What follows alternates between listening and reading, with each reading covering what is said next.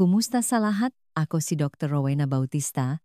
Ngayon ay susuriin natin ang paksang pagpapanumbalik ng lakas at kumpiyansa ng lalaki sa pamamagitan ng pelvic floor exercises. Naranasan mo na ba ang gumising, tumingin sa baba, at nagtaka kung saan ito nawala? Hindi ako nagsasalita tungkol sa laki. Nagsasalita ako tungkol sa lakas, sa katatagan, sa pagtitiwala sa sarili tuwing umaga, sa hindi matitinag na enerhiya na dating mayroon kabilang isang binata. Kung ang iyong ereksyon ay naging malambot, hindi regular, o hindi lang maasahan, kailangan mong pakinggan ito. Hindi lang ito pagtanda. Ito ay dahil sa isang grupo nga nakatagong kalamnan sa loob ng iyong katawan, ang mismong nga nagpapapanatiling ang dugo sa loob ng iyong ari ay tahimik na huminto sa pagana. At maliban kung muli mong buhayin ang ito, walang gamot, bomba, o pangako ang ganap na magbabalik sa iyong pagkalalaki?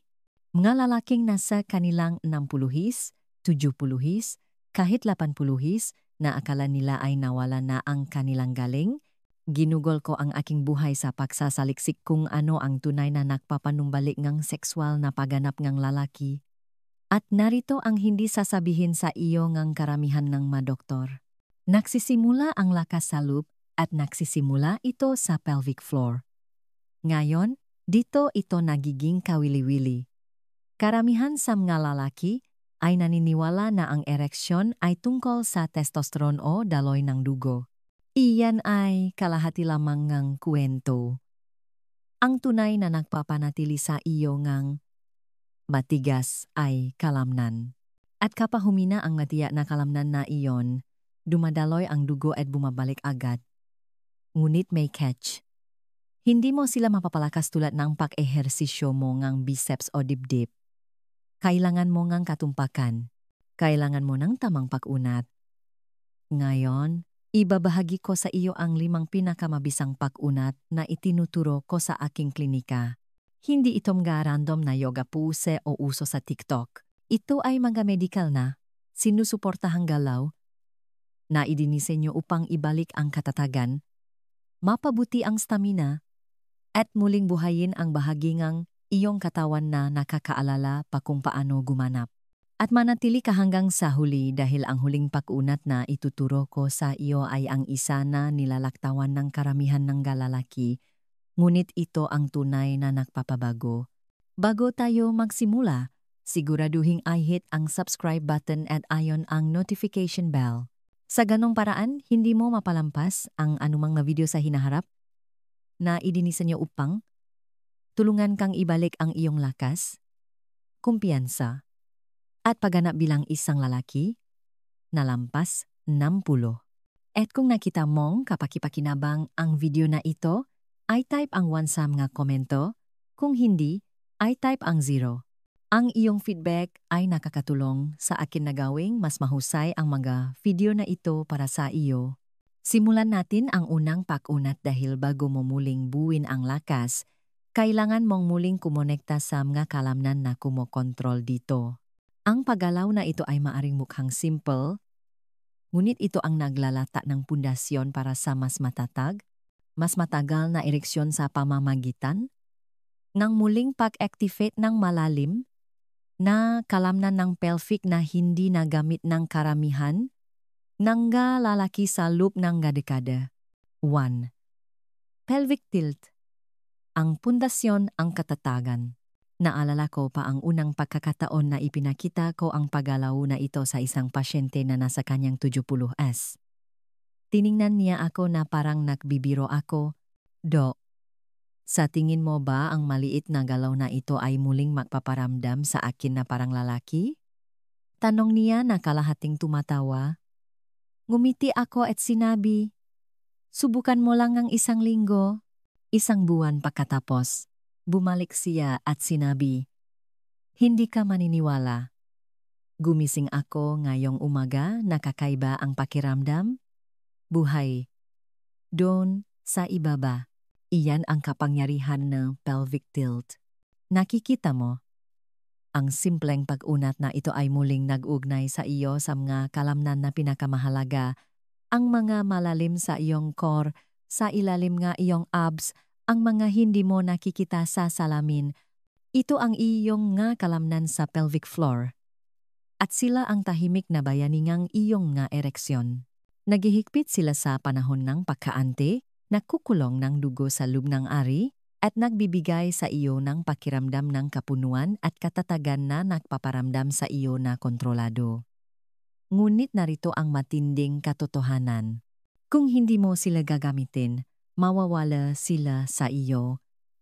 Karamihan sa mga lalaking lampas ng 10 ay ganap nang nawala ng koneksyon sa mga kalamnan na ito. Mataon ang pagupo, kawalan ng aktibidad at hindi magandang postura ang nagpamanhid sa kanilang koneksyon. Ang pelvic tilt ay kung paano natin sila muling ibinabalik sa online. Itinuturo nito sa iyong utak at sa iyong katawan kung paano muling mag-ugnay. Kung paano gisingin ang mga malalim na stabilizer, bumuo ang kamalayan, at palakasin ang mismong base ang iyong ereksyon. Upang gawin ito, hihiga ka sa iyong likod, nakabaluktot ang tuhod, nakahiga ang mga paa, at dahan-dahang iyugyog ang iyong pelvis pataas, pinapatag ang iyong ibabang likod sa sahig. Ito ay isang banayad na paggalaw, walang pagpipilit, walang malaking pagsisikap. Ngunit ang mahika ay nasa kontrol. Ang sadyang paggalaw na iyon ay nakpapalakas sa parehong mga kalamnan na nakukontrata sa panahon ng pakikipagtalik. At kapag naramdaman mo silang aktibo, talagang aktibo, may intindihan mo kung bakit ang pag-unat na ito ay maliban sa basic. Gawin ito ng tuloy-tuloy at sisimulan mong mapansin ang mga pagbabago. Hindi lang sa kung ano ang nararamdaman ng iyong katawan, kundi sa kung paano ito tumutugon. Maari mo ring makita ang iyong sarili na gumising na may pamilya na katatagan na akala mo ay nawala na. Ngayon, kung ang unang pag-unat na ito ay muling nag-unay sa signal, ang susunod naman ay nagbubukas ang daanan. Pag-usapan natin ang pag-unat na nagbubukas ng sirkulasyon, postura, at lakas ng pelvic ng sabay-sabay. 2. Prone stretch. Nagbubukas ng sirkulasyon at control. Mayroong isang bagay na lubos na nakakapagpakumbaba sa pagiga ng nakadapas sa sahig, tahimik na humihinga, at nararamdaman ang iyong katawan sa para ang hindi mo naramdaman sa loop ng maraming taon. May nagsabi sa akin na ang pag-unat na ito ay nagpaalala sa kanila na bata pa sila, hindi dahil ito ay fleshy o matindi, kundi dahil ito ay muling nagpapagising sa nga bahagi ng katawan na hindi na gumagana sa loop ngang nga dekada. At iyan ang kapangyarihan ng prone stretch.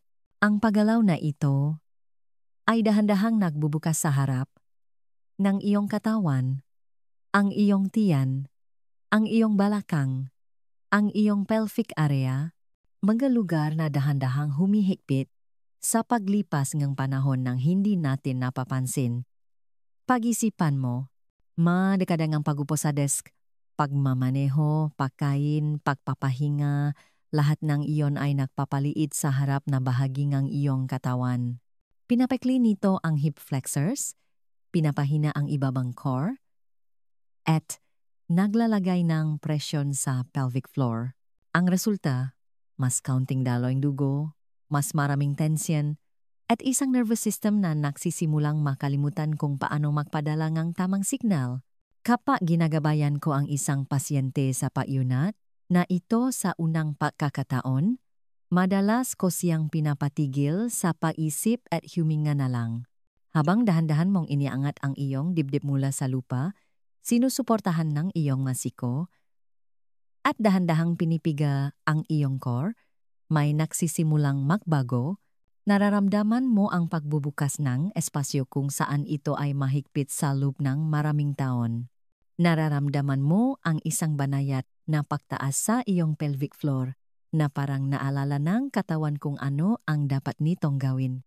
Ang bahagyang pagkontra na iyon na ipinares sa malalim na pag-unat ay lumiliha ng isang malakas na muling koneksyon.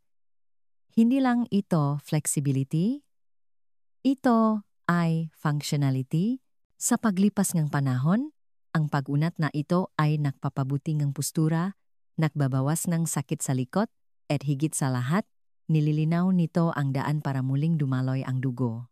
At para sa mga ereksyon, ang daloy ng dugo ay lahat, ngunit ang bahagi na pinakamahalaga sa akin, maraming lalaki ang nauulat ng isang tahimik na pakiramdam ng kontrol na bumabalik, hindi lamang sa pisikal, kundi pati na rin sa emosyonal. Nararamdaman nila ang mas matatag, mas may kamalayan, mas may kakayahan. Kung binubuksan ng pag-unat na ito ang pinto, ang susunod naman ay nagbibigay sa iyong susi. Ito ang galaw na nagtuturo sa iyong katawan kung paano panatilihin ang katatagan sa utos. At kapag natutunan mo ito, lahat ay nagbabago. 3. Kneeling up draw-in. Ang hawak na kapangyarihan sa katawan. Ito ang pag-unat na nakakagulat sa karamihan ng mga lalaki, hindi dahil mukha itong kahanga-hanga, kundi dahil sa kung gaano kalalim ang pag-unay nito sa iyong sariling katawan. Naalala ko ang isa sa aking mapasyente, si George, isang 68 taong gulang na retiradong bumbero, na nagsabi sa akin matapos subukan ang paggalaw na ito, "Doc, hindi ko nga alam na mayroon akong ganyang magkalamnan, lalo na't makokontrol ko sila." Iyan mismo ang ginagawa ng pag-unat na ito. Tinutulungan ka nitong muling matuklasan ang isang layer ng lakas na hindi namamalayan ng karamihan ng galalaki na nawala na sa kanila. Ang kneeling up draw-in ay maaring mukhang simple mula sa labas, ngunit ang nangyayari sa loob ay malakas. Tinuturuan nito ang iyong malalim na kalamnan sa tiyan at pelvic floor na matulungan ng perpektong makasabay. Ang koneksyon na iyon ay lahat pagdating sa pananatiling matatag, mas matagal, at pakiramdam na kontrolado muli ang iyong katawan. Kapag nakayapa ka, neutral ang gulugod, dahan-dahang humihinga, at dahan-dahang hinihila ang iyong tiyan habang inaaktibo ang malalim na panloop na kalamnan, sinasanay mo ang iyong katawan na tumugon, hindi sa aksidente, kundi sa pagpili. Iyan ang gusto ng maraming lalaki, ngunit hindi alam kung paano makamit. Ang kakayahang antalahin ang paglabas, manatiling matigas ng mas matagal, pumili kung kailan at paano sila tutugon, hindi upang maging biktima ng anumang desisyon ng kanilang katawan, nagsisimulang ibalik sa iyo nga. Paggalaw na ito, ang kontrol na iyon. Ito ay banayad. Ngunit iyan ang kagandahan nito. Sa bawat rep, nagtatayo ka ngang tibay at kamalayan, dalawang bagay na hindi kayang ituro ng bildoras at hindi kayang ibigay ng makina. At narito ang isa pang napansin ko, ang mga lalaking regular na nagsasanay ng galaw na ito ay nagsisimulang dalhin ang kanilang sarili sa ibang paraan. Mas matangkat silang tumayo, mas kumpiyansa silang maglakad, at nagsasalita sila ng may kaunting katiyakan. Hindi lang ito tungkol sa mga ereksyon. Ito ay tungkol sa muling pagkuha ng pagmamay-ari sa iyong pisikal na sarili. Ngayon, kung ang pag-unat na ito ay nagtuturo sa iyong kontrol sa katawan, ang susunod naman ay naglalagay ng kontrol na iyon sa ilalim ng presyon. Dito nagtatakpo ang lakas, katatagan, at pagganap, at hindi mo ito gugustuhing palampasin. 4. Bridge abduction. Ang supergawaing lakas plus katatagan. Sa bawat pagkakataon na ginagabayan ko ang isang pasyente, sa paggalaw na ito, nakikita ko ang pagbabago sa kanilang mukha. Sa una, may kaunting pag-alinlangan. Makakatulong ba talaga iyan? Ngunit kapag naramdaman nila ang kirot sa tamang mga lugar, ang pag-apoy ng glutes, ang pagpapakatata ng balakang, ang paggana ng pelvic floor, mayroong isang tahimik na pagkaunawa. Ito ang lakas na nawawala sa akin. At totoo ito, ang bridge abduction ay hindi lang isang pag-unat. Ito ay isang full-body wake-up call para sa iyong ibabang bahagi. Hihiga ka sa iyong likod, ilalagay ng mahigpit ang iyong mapaa at iangat ang iyong balakang sa hangin. Ang bahaging iyon ay natural, ngunit ito ang susunod na habang ang patulak ngang iyong nga tuhod palabas habang pinapanatili ang bridge na nagpapaaktibo sa lahat, ang glutes, ang pelvic floor, ang hip stabilizers. Lahat sila ay nagsisimulang gumana ng makasundo. Ang makalamnan na ito ay mahalaga hindi lang sa pagtayo ng tuwid o paglalakad ng malakas, kundi sa pagsuporta sa matatag at matagal na ereksyon. Bakit? Dahil kinokontrol nila kung paano dumadaloy at nananatili ang dugo kung saan ito kinakailangan. Napakaraming lalaking lampas 60 ang nagdurusa sa mahinang glutes at masikip na balakang kahit hindi nila namamalayan. Ang kahinaan na yon ay nagre-resulta sa hindi magandang sirkulasyon, kawalan ng katatagan ng pelvic, at mas counting control sa panahon ng pakikipagtalik. Ngunit kapag nagsimula kang sanayin ang magrupo nga, kalamnan na ito ng makasama, may isang malakas na nangyayari. Ang iyong katawan ay nagsisimulang suportahan ang sarili nito muli. Nararamdaman mo ang mas matatag, mas balanse, at mas kumpiyansa kapag ito ang pinakamahalaga. Mayroon akong mga pasyente na nagsabi sa akin pagkatapos ng ilang linggo lang ng paggawa ng hersisyo na ito, "Doc, mas malakas ang pakiramdam ko sa kama at wala akong binago." Iyan ang nangyayari kapag ang iyong pundasyon ay gumagana para sa iyo, hindi laban sa iyo. At kung ang pag-unat na ito ay pinagsasama-sama ang lahat sa pisikal, ang susunod naman ay nagdadala ng bagay na mas malalim. Hindi ito tungkol sa lakas, ito ay tungkol sa pagpapalaya.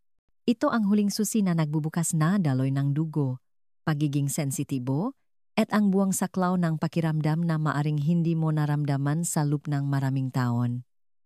Halika, simulan na natin. Rocking frog stretch.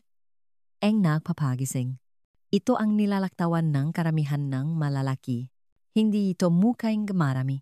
Tahimik ito, awkward sa una, at marahil ay medyo nakakapagpakumbaba pa nga, ngunit para sa marami sa aking mapasyente, ang rocking frog stretch ang sandali na may isang bagay na naklik. Ang sandali na sinasabi nila, "Hindi ko naramdaman ang ganitong uri ng kalayaan sa aking katawan sa loob kang maraming taon.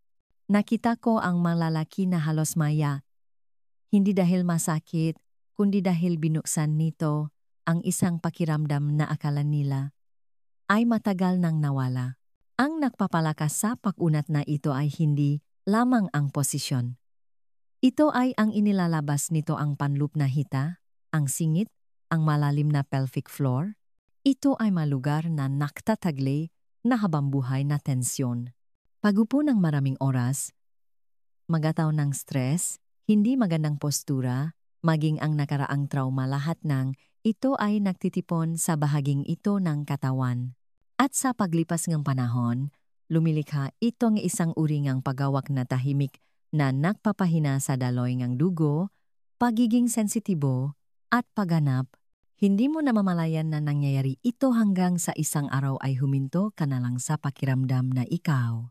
Kapag dahan-dahan kang pumupunta sa frog stretch, hinahayaan mong lumawa ng dahan-dahan ang iyong matuhod, bumaba ang iyong balakang, at ang iyong pelvis ay nagsisimulang umindayo sa isang mabagal na ritmo. Ito ay parang pagpapakawala sa paggawa na iyon. Lumalalim ang iyong pahinga, lumalambot ang iyong mga kalamnan, at biglang mas malayang gumagalaw ang dugo, mas malinaw na nagsisimulang gumana ang nerbiyo, nagsisimulang tumugon ang pelvic floor, hindi nang may tensyon, kundi nang may natural na balanse. Ang balanse na iyon ang lumilihang malakas, puno, at matagal na ereksyon, hindi lamang mula sa kalamnan, kundi mula sa pagkakaisa. May nagsasabi sa akin na ang pag-unat na ito ay parang muling nagpapagising sa kanilang katawan. Ang iba naman ay nagsasabing binubuksan nito ang koneksyon sa pagitan ng isip at pagkalalaki na hindi nila alam na nawawala. At kapag nagawa na ang koneksyon na iyon, nagbabago ito sa kung paano sila kumikilos, kung paano sila tumutugon, kung paano sila nararamdaman hindi lang sa kwarto, kundi sa pang-araw-araw na buhay.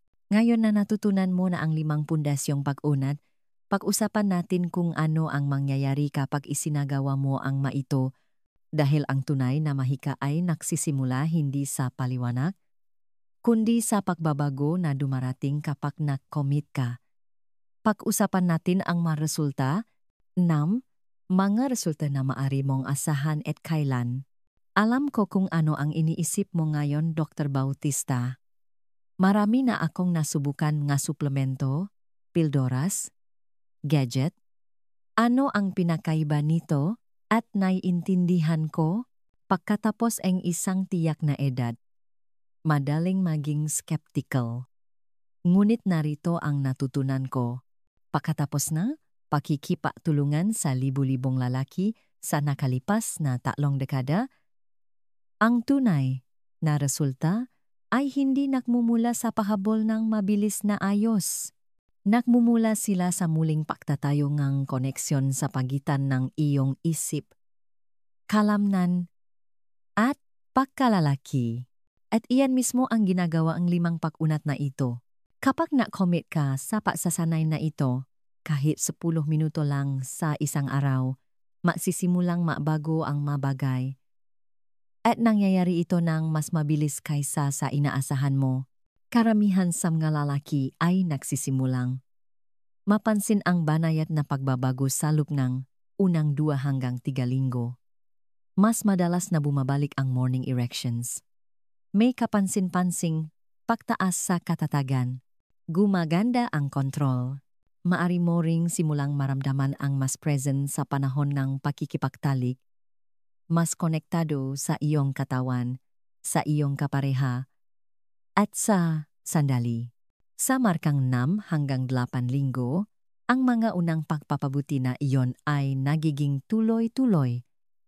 Ang mga kalamnan na muli mong pinaaktibo ay lumalakas. Ang mga pathway sa pagitan ng iyong utak at iyong pelvic floor ay tumatalas. Nagsisimula kang tumugon ng may intensyon, hindi pagkabigo. At marahil ang pinakamahalaga, bumabalik ang iyong kumpiyansa, hindi sa isang artificial na paraan, kundi mula sa malalim sa loop, na binuo mula sa tunay na lakas at tunay na pagbabago. Mayroon akong mga lalaki na nasa kanilang 70s na nagsabi sa akin na mas buhay ang pakiramdam nila kaysa nung nasa kanilang 50s sila, na hindi na sila natatakot sa pakikipagtalik, kundi na abang na muli, na mas maayos ang kanilang pagtulog, mas matatag ang pakiramdam, mas masigla, mas parang sila. Ngunit narito ang bagay. Ang maresulta ay dumarating lamang sa mga nananatiling tuloy-tuloy. Ang magkapag-unat na ito ay hindi magic pill. Ang ito ay isang pang-araw-araw na pangako sa muling pagkuhangang isang bagay na akala mo ay nawala. At kung bibigyan mo ang iyong katawan ng pagkakataong iyon, ito ay tutugon. Kaya, ngayon na alam mo na ang possible. Pag-usapan natin kung paano panatilihin ang mga resulta na ito. Dahil ang susi ay hindi lang sa paggawangang tamang galaw, kundi sa paggawangang nga ito sa tamang paraan ng may layunin, rutina, at kumpiyansa. Lumikha tayo ang iyong pang-araw-araw na plano. 7. Ang iyong pang-araw-araw na rutina, 5 hanggang 10 minuto lamang. Ngayon, natutunan mo na ang 5 pundasyong pag-unat na maring magbago sa paraan ng pagtugon ng iyong katawan mula sa loob palabas. Ngunit kung may isang bagay akong paulit-ulit na nakikita sa aking mga pasyente, ito ay ito, ang paalam sa kung ano ang gagawin ay hindi sapat. Ang patuloy na ginagawa mo ang nagbabago sa iyong kalusugan. Dun pumapasok ang pang-araw-araw na rutina. Ang rutinang ito ay hindi mahaba. Hindi ito komplikado. At hindi ito nangangailangan ng gym, mamahaling kagamitan, o kahit pagpapawis. Ang kailangan lang ay 10 tahimik na minuto, ilang sandali na inilaan mo para sa iyong sarili araw-araw. Karaniwan kong inirerekomenda ang paggawa nito alinman sa unang bagay, sa umaga o bago matulog. Bakit? Dahil iyon ang mangga sandali na kalmado ang iyong isip at ang iyong katawan ay pinakahanda na tumanggap nga benepisyo. Magsimula sa pelvic tilt. Ginising nito ang iyong core at muling nag-ugnay sa iyo sa makalamnan na mahalaga. Pagkatapos ay lumipat sa prone stretch. Binubuksan ang harap ng katawan at lumilikha ng espasyo para sa sirkulasyon. Mula doon, lumipat sa kneeling ab draw-in. Bumubuong ang control at pahinga. Susunod, lumipat sa bridge abduction kung saan nabubuhay ang lakas at katatagan. At sa wakas, tapusin sa rocking frog stretch. Nagpapalaya ng tensyon at nagpapanumbalik ng balanse. Bawat galaw ay bumubuo sa nakaraang galaw. Bawat isa ay nagpapatibay sa isa't isa at makasama silang lumilihangang isang ritmo na sisimulang hanapin ng iyong katawan dahil maganda ang pakiramdam nito. Mapapansin mo ang pagkakaiba hindi lamang sa iyong pagganap kundi sa kung paano ka gumagalaw, kung paano ka umupo, kung paano ka humihinga, at kung gaano ka konektado sa iyong sarili muli. Kung gusto mong umusat pa, panatilihin ang isang simpleng journal. Walang kakaiba. Isang mabilis na talalang bawat araw tungkol sa kung ano ang nararamdaman ng iyong katawan, kung ano ang gumaganda, kung ano ang napapansin mo. Ang maliliit na pamuni-muni na iyon ay natatayo ngang motibasyon at sa palipas ngang panahon ay nagiging patunay ngang paunlat na maari mong balikan ng may pamamalaki. Ngayon na alam mo na ang rutina, pagsamahin natin ang lahat dahil ang paglalakbay na ito ay hindi lamang tungkol sa pisikal na lakas. Ito ay tungkol sa muling pakuhang kumpiyansa, pagiging malapit, at ang bahagingang iyong sarili na hindi naman talaga nawala, tapusin na natin. Kahadeksan. Huling salobin mula kay Dr. Rowena Bautista. Kung may isang bagay akong gustong ipaunawa sa iyo mula sa lahat ng ating tinalakay ngayon, ito ay ito. Hindi nakalimutan ng iyong katawan kung paano tumugon, kailangan lang itong paalalahanan. Ginugol ko ang mahigit 30 taon sa pagtatrabaho sa malalaking, akala nila ay tapos na ang kanilang pinakamahusay na maaraw. At nakita ko silang bumalik ng mas malakas, mas kumpiyansa, at mas konektado sa kanilang mga katawan kaysa sa inaakala nilang posible. Hindi dahil sa isang bagong gamot o operation, kundi dahil sila ay tahimik at tuloy-tuloy na nakomit sa paggawa ng trabahong mahalaga. Ang 5 pag-unat na ito ay maring mukhang simple, ngunit huwag mo itong maliitin. Ang pelvic tilt ay muling nagpapagising sa pundasyon ng iyong lakas. Ang prone stretch ay nagbubukas ang iyong katawan at nililinaw ang daan para dumaloy ang dugo. Ang kneeling ab draw-in ay nagbabalik sa iyong kontrol na nawawala sa maraming lalaki sa pagtanda. Ang bridge abduction ay natatayo ng purong functional na lakas. At ang rocking frog stretch, iyan ang napapalaya ng taon ng tension na hindi mo man lang alam na hawa mo. Pagsamahin mo ang ito at hindi ka lang nakunat ng kalamnan, muling mo ring binubuo ang kumpiyansa, pinapanumbalik ang daloy ng dugo, sinasanay muli ang iyong nervous system, at muling nagugnay sa bahaging iyong sarili na nakakaalala pa kung paano umunlad. Nakita ko ang mga ehersisyong ito na nagbabago ng buhay. Nakita ko ang mga lalaki na mula sa pagkabigo at pagdududa ay napunta sa pagmamalaki at kalayaan. Nakita ko ang relasyon na gumaling, ang pagiging malapit na bumalik, at ang paggalang sa sarili na bumalik.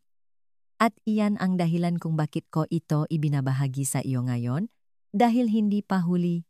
Hindi pa? Hindi mo kailangang manatili sa pahina. Hindi mo kailangang tanggapin ang mito na ang pagtanda ay nangangahulugang pahina. Mas malakas ka kaysa sa iniisip mo, at ang iyong katawan ay may kakayahang higit pa sa sinabi sa iyo. Kaya bigyan mo ang iyong sarili ng 10 minuto sa isang araw. Mag-commit dito sa loop ng ilang linggo. Tingnan mo kung ano ang mangyayari. Subaybayan ang iyong pag-unlad, manatiling mausisa. At kung sakaling sumibol ang pagdududa, tandaan mo ito, Ang lakas ay hindi lang isang bagay na mayroon ka nun. Ito ay isang bagay na maari mong itayo simula ngayon.